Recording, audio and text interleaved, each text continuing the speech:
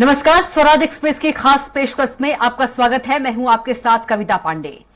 आज हम बीजेपी के उस दावे की सच्चाई को खोलेंगे जिसमें भले ही बीजेपी कट्टर हिंदुत्व की छवि के साथ वोटों के ध्रुवीकरण के लिए राम नाम का इस्तेमाल करती है। देखिए रिपोर्ट में क्या हालत है मध्य प्रदेश में राम वन गमन पथ के। वनवास के दौरान राम ने सबसे ज्यादा दिन चित्रकूट में बिताए हैं। कहा जाता है कि चित्रकूट में पग पग पर राम की निशानियां बसी हैं। मध्य प्रदेश और उत्तर प्रदेश की सीमा पर बसे चित्रकूट नगरी के विकास के लिए बड़ी बातें की गई हैं। इसे श्री राम वन गमन पथ बनना है, लेकिन 14 साल में काम के नाम पर सिर्फ सर्वे हुआ है। संतों का दावा है कि पथ आज भी पगडंडी ही है। वहीं पड़ोसी राज्य उत्तर प्रदेश और छत्तीसगढ़ में श्री राम वन गमन पथ को मूर्ति रूप देने का काम तेजी से चल रहा है। यूपी के अयोध्या से लेकर प्रयागराज वाया श्रृंगवेरपुर होते हुए 4 लाइन के माध्यम से चित्रकूट को छोड़ दिया गया है।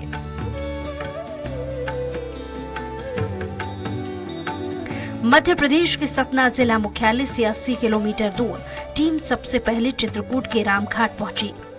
यहाँ पुरोहित मिले। उन्होंने चित्रकूट की गंगा कही जाने वाली मां मंदाकिनी नदी का बड़ा महत्व है। बोले ये रामघाट यूपी क्षेत्र है, इसलिए जगमग है। एमपी के भरत घाट में कोई स्नान तक नहीं करता है। इसके बाद टीम कामतगिरी पर्वत पहुंची। भगवान कामनाथ के मुख्य पुजारी और ट्रस्टी मदन गोपाल दास ने बातचीत में कहा कि श्री राम वन गमन पथ को लेकर मध्य प्रदेश के हिस्से में कोई विकास कार्य नहीं हुआ है, जबकि यूपी के हिस्से में कई विकास कार्य तेजी से चल रहे हैं। हमारी सरकार से अपील है कि दोनों सरकार समानांतर रूप से बैठकर विकास की बात करें, क्योंकि चित्रकूट जो श्री राम की कर्म स्थली है वह 2 राज्यों की सीमा से लगा है। एमपी के हिस्से का श्री राम वन गमन पथ उपेक्षा का शिकार है। आचार्य शंकर न्यास की तर्ज पर राम वन गमन पथ न्यास का गठन होगा, जिसमें विषय विशेषज्ञ, तकनीकी सलाहकार और विभिन्न विभागों के प्रमुख अधिकारी होंगे, ताकि एक निर्धारित समय सीमा में हम राम वन गमन पथ को पूर्णता प्रदान कर सकें।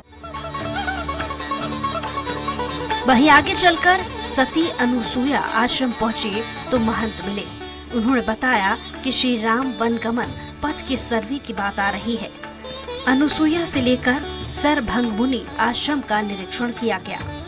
अभी लोग पगडंडी से आते जाते हैं। हालांकि पुल और नदियों का सर्वे शुरू हुआ है, लेकिन अभी काम हुआ कुछ नहीं हुआ। सफ्टिक शिला के पुजारी ने बताया कि अभी तक न यहाँ पर सर्वे हुआ है और न कोई विकास के कार्य हुए हैं। एमपी के हिस्से वाले भगवान की सरकार सुध नहीं ले रही है। गुप्त गोदावरी की गुफा पहुँचे तो पुजारी ने बताया कि श्री राम वन गमन पथ के नाम पर गोदावरी में कुछ नहीं हुआ। कहते हैं कि स्मार्ट सिटी बनाई जाएगी। वहीं नगर पंचायत के प्रभारी ने बताया कि गुप्त गोदावरी क्षेत्र प्रोजेक्ट में शामिल है। यहाँ सर्वे पूरा हो चुका है, साथ ही सरकार की प्राथमिकता में एक है। वहीं अयोध्या से प्रयागराज होते हुए चित्रकूट के बाद एमपी के सतना जिले की सीमा लगती है।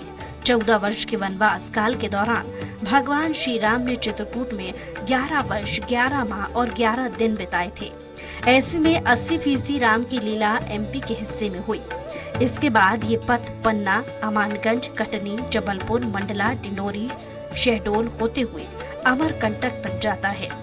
इसके आगे सरगुजा में सीता कुंड से छत्तीसगढ़ की सीमा लग जाती है। 2007 में श्री राम वन गमन पथ की योजना बनाई गई थी। प्रोजेक्ट में कामतगिरी पर्वत, कामतानाथ मंदिर, मंदाकिनी नदी, सफ्टीक शिला, अनुसुईया आश्रम, गुप्त गोदावरी, टिकरिया, अमरावती आश्रम, मारकुंडी मारकंडे आश्रम, सरभंग मुनि आश्रम, सुतीक्षण आश्रम और सिद्धा पहाड़ शामिल है। रामचरितमानस के अरण्य कांड में सरभंगा आश्रम का वर्णन है। संत महात्माओं के मुताबिक भगवान यहाँ अरण्य कांड की लीला कर दंडकारण्य की ओर चले गए थे। Special desk, Swaraj express.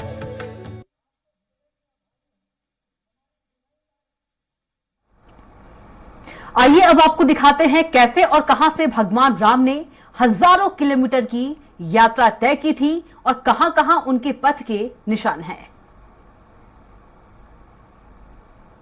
भगवान श्री राम, माता सीता और लक्ष्मण जी ने अयोध्या से श्रीलंका की यात्रा में हजारों किलोमीटर का सफर किया। 14 साल की यात्रा के दौरान उन्होंने जिस मार्ग को अपनाया वही आज श्री राम वनगमन पथ कहलाता है। भारत के 10 राज्यों में फैले इस मार्ग में 248 स्थानों की पहचान की गई है, जो किसी न किसी रूप में भगवान राम, माता सीता और लक्ष्मण के वनवास से जुड़े हुए हैं। धार्मिक ग्रंथों के अनुसार अपने 14 साल के वनवास के दौरान भगवान राम ने अयोध्या से श्रीलंका तक जाने में भारत के 8 राज्यों की यात्रा की। वही मान्यता है कि गांव कस्बों में रहना प्रतिबंधित होने से इस यात्रा के दौरान उन्होंने जंगलों में कठिन वनवास बिताया।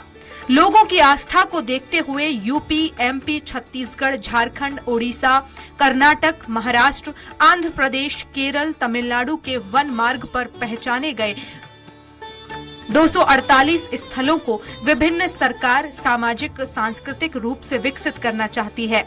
इसी कड़ी में मध्य प्रदेश सरकार की कैबिनेट ने इन स्थलों के विकास के लिए एक न्यास के गठन का फैसला किया। वहीं इस पर्यटन सर्किट के विकास का एक मकसद अर्थव्यवस्था, बुनियादी ढांचे में निवेश कर रोजगार को बढ़ाना और धरोहर को संजोना है। छत्तीसगढ़ के मुख्यमंत्री भूपेश बघेल का अपने राज्य में विकसित किए जा रहे सर्किट के संबंध में कहना है कि राम वनगमन पर्यटन सर्किट का उद्देश्य अयोध्या से वनवास गमन के दौरान भगवान राम के छत्तीसगढ़ प्रवास से जुड़ी यादों को संजोना है।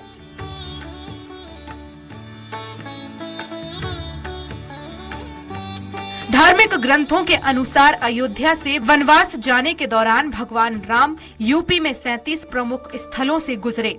इसमें अयोध्या, सुल्तानपुर, प्रतापगढ़, इलाहाबाद प्रमुख हैं। 4,400 करोड़ की लागत से 210 किलोमीटर क्षेत्र में स्थित इन स्थलों को यूपी में सड़क मार्ग से जोड़ा जा रहा है। इसमें तमसा नदी का क्षेत्र, श्रृंगवेरपुर, निषाद राज गुह का राज्य, प्रयागराज में वाल्मीकि आश्रम, मांडव्य आश्रम, भरतकूप आदि है। मान्यता है कि अयोध्या से 20 किलोमीटर दूर महादेवा घाट से दारागंज तक तमसा नदी बहती थी। इसी रास्ते भगवान इलाहाबाद की ओर बढ़े। श्रृंगवेरपुर धार्मिक मान्यताओं के अनुसार प्रयागराज से 20 से 22 किलोमीटर आगे श्रृंगवेरपुर, जिसको अब सिंगरौर कहते हैं, इस क्षेत्र में निषाद राज का राज्य था। यहाँ भगवान आए थे। सिंगरौर के नजदीक गंगा पार कुरई में एक मंदिर है, जहां भगवान श्री राम, लक्ष्मण और सीता के ठहरने और आराम करने की मान्यता है। प्रयाग संगम के पास यमुना नदी पार कर यहां से भगवान राम चित्रकूट पहुंचे थे। चित्रकूट में भरत श्री राम को मनाने के लिए अपनी सेना के साथ पहुंचे थे। यहां राम ने 11.5 साल गुजारे थे। मध्य प्रदेश में राम वनगमन पथ से जुड़े प्रमुख स्थल चित्रकूट मध्य प्रदेश, सतना, अमरकंटक, पन्ना, जबलपुर, विदिशा आदि जिलों में स्थित है।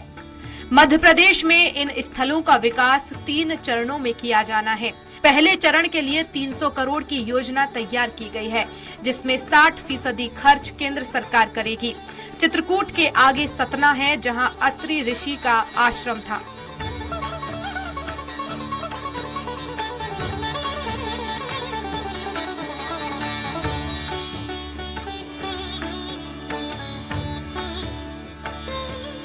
अमरकंटक या शहडोल, जबलपुर और शहडोल होते हुए अमरकंटक पहुंचे थे। छत्तीसगढ़ को भगवान राम का ननिहाल भी माना जाता है। यहाँ भगवान श्री राम से जुड़े सीतामढ़ी, हरचौका, कोरिया, रामगढ़, सरगुजा, शिवरी नारायण, जांजगीर चांपा, तुरतुलिया, बलौदाबाजार, चंदखुरी, रायपुर, राजिम, गरियाबंद, सिहाव, सप्तऋषि आश्रम, धमतरी, जगदलपुर, बस्तर, रामाराम, सुकमा आदि हैं। रायपुर से 27 किलोमीटर दूर चंदखुरी के कौशल्या माता मंदिर के पास से राम वन गमन पथ विकसित किया जा रहा है।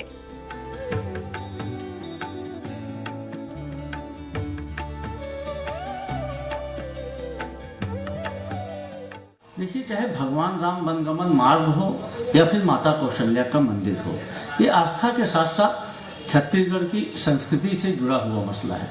माता कौशल्या हमारी बेटी थी, भगवान राम का ननिहाल था छत्तीसगढ़, तो उस नाते भी भगवान राम से हमारा एक अलग नाता है। भगवान राम ने अपने वनगमन के 10 साल से अधिक समय को छत्तीसगढ़ में बिताया था। कोरिया से लेके सुकमा तक भगवान राम के वनगमन के 65 ऐसे स्थान हैं जहाँ पे भगवान ने समय व्यतीत किया था। 75 ऐसे स्थान चिन्हांकित किए गए हैं जहाँ से होकर भगवान राम गए थे। हमारी सरकार बनने के बाद इनको संरक्षित और संवर्धित करने का काम किया गया। चंद्रपुरी के मंदिर और राम वनगमन पथ पर जितना खर्चा नहीं हुआ, उससे ज्यादा प्रचार में खर्चा हुआ है। इवेंट कंपनियों को पैसा गया है। वहीं कोरिया जिले के सीतामढ़ी में हरचौका से लेकर सुकमा के रामाराम तक करीब 2260 किलोमीटर के राम वनगमन पर्यटन सर्किट को यहां छत्तीसगढ़ सरकार विकसित कर रही है। इसके पहले चरण का लोकार्पण भी पिछले साल अक्टूबर में किया जा चुका है।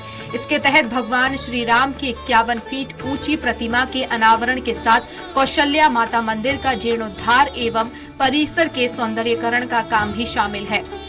झारखंड के सिमडेगा से लगभग 26 किलोमीटर दूर राम रेखा धाम है। मान्यता है कि वनवास के दौरान यहाँ भगवान श्री राम माता सीता और लक्ष्मण जी के साथ आए थे। अग्निकुंड, सीता चूल्हा, चरण पादुका, गुप्ता गंगा आदि से यहाँ भगवान श्री राम के आने का संकेत मिलता है। वहीं बोकारो जिले में भगवान राम के आगमन के निशान मिले हैं।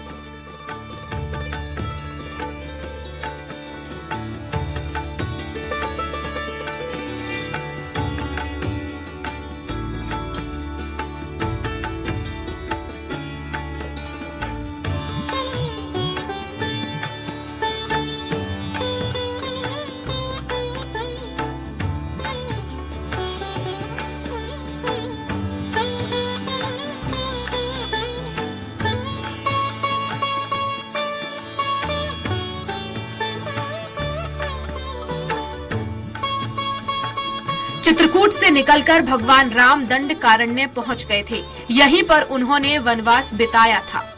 यह क्षेत्र मध्य प्रदेश, छत्तीसगढ़ और महाराष्ट्र के कुछ क्षेत्रों को मिलाने के बराबर उड़ीसा की महानदी से गोदावरी तक का क्षेत्र था।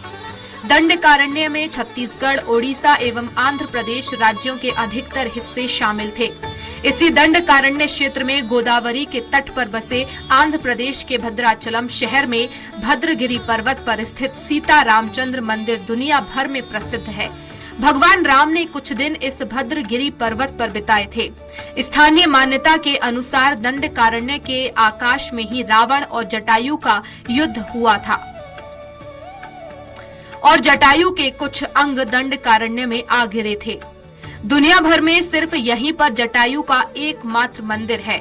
यहाँ के प्रमुख स्थल रामटेक, नासिक, तुलजापुर, नलदुर्ग आदि हैं। पंचवटी नासिक में श्री राम अगस्त्य मुनि के आश्रम गए थे। सर्वतीर्थ और मृगव्याधेश्वर में श्री राम के निशान हैं।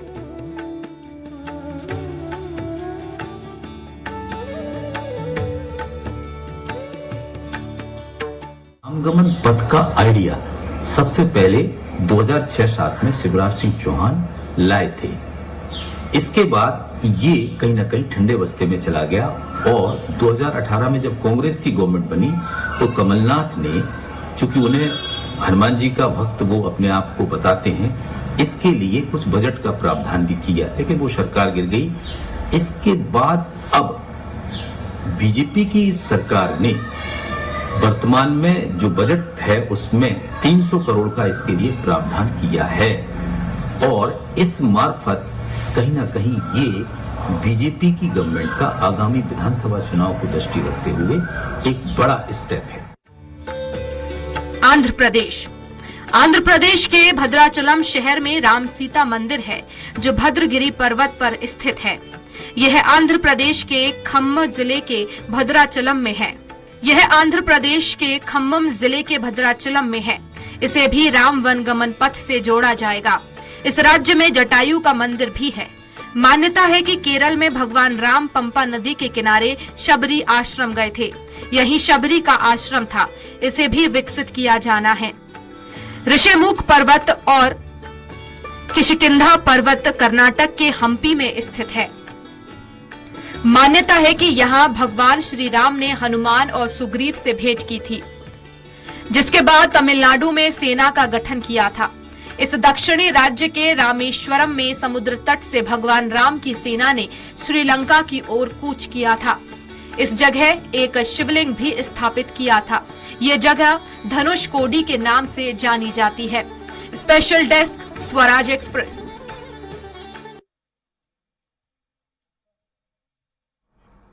रुकेंगे एक छोटे से ब्रेक, लिए लौटेंगे।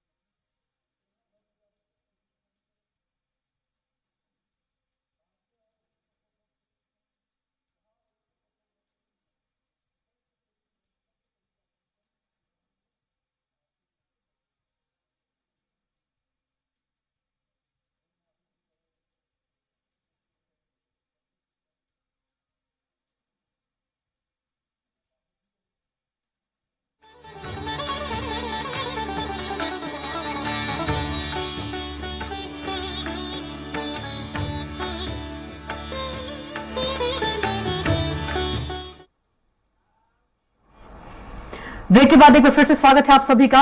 तो सरकार के तमाम दावे हैं और वादे हैं, लेकिन उसके बाद भी मध्य प्रदेश में राम पथ गमन को लेकर क्या है हालात, आखिर क्या कारण है कि सरकार राम नाम का इस्तेमाल इलेक्शन और तमाम जगह करती है, हिंदुत्व का राग अलापती है। क्या बीजेपी और सरकार के लिए ये नाम वोट ध्रुवीकरण का जरिया है?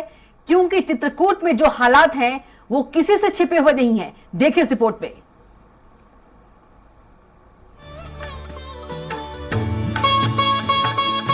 चौदह वर्ष के वनवास काल के समय प्रभु श्री राम ने 11.5 वर्षों का समय चित्रकूट में व्यतीत किया था। प्रभु श्री राम अयोध्या से चलकर गंगा पार करते हुए प्रयागराज होते हुए यमुना नदी को पार किया और वे वाल्मीकि आश्रम पहुंचे।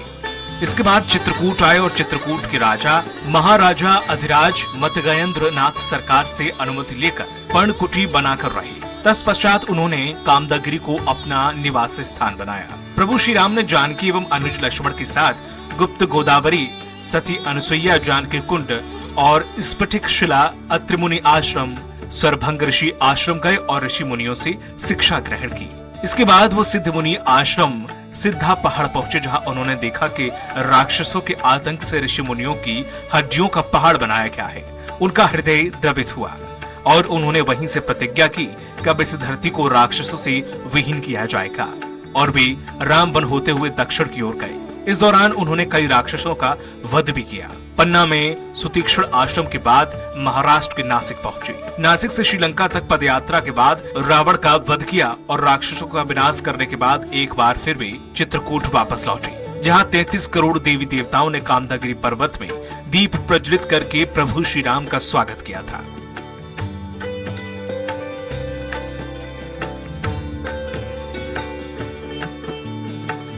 चित्रकूट ऋषि मुनियों की तपोभूमि है। प्रभु श्री राम 11.5 वर्षों तक चित्रकूट में रहकर तप किया था। इसी को देखते हुए केंद्र सरकार के द्वारा राम वन गमन पथ की योजना बनाई गई है और जहां प्रभु श्री राम के चरण पड़े वहां राम वन गमन मार्ग के रूप में उसे विकसित करने का प्लान बनाया गया। इस दौरान सन 2018 में मध्य प्रदेश पर्यटन विभाग के द्वारा 64 करोड़ की लागत से चित्रकूट एमपी एरिया में राम वन गमन मार्ग एवं पर्यटक स्थलों के विकास हेतु प्रोजेक्ट तैयार कर केंद्र सरकार को भेजा गया।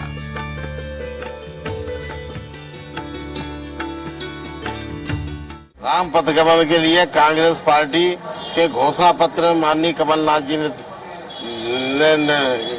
शामिल किया था और उसके लिए बजट का प्रोविजन भी किया था।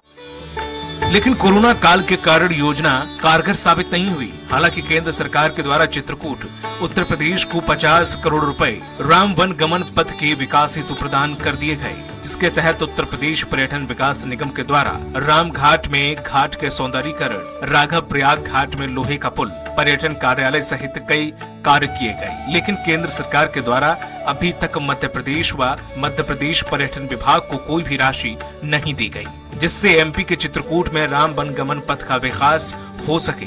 जबकि एमपी चित्रकूट में ही सबसे अधिक पर्यटक स्थल मौजूद है, लेकिन चित्रकूट 2 राज्यों की सीमा में बटा हुआ है। इसी कारण से नहीं हो पा रहा है क्योंकि दोनों प्रांतों की सीमाओं के मध्य स्थित है।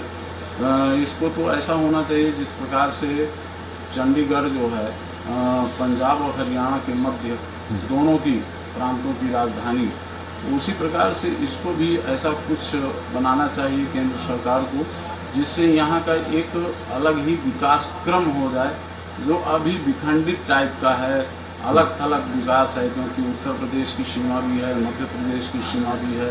के घाट पर भई संतों की भीड़, तुलसीदास चंदन घिसन तिलक देत रघुवीर, चित्रकूट का राम रहे औ परिक्रमों की ढोल। तो हमारे खास कार्यक्रम इतना ही। आप देखते रहिए स्वराज एक्सप्रेस। नमस्कार।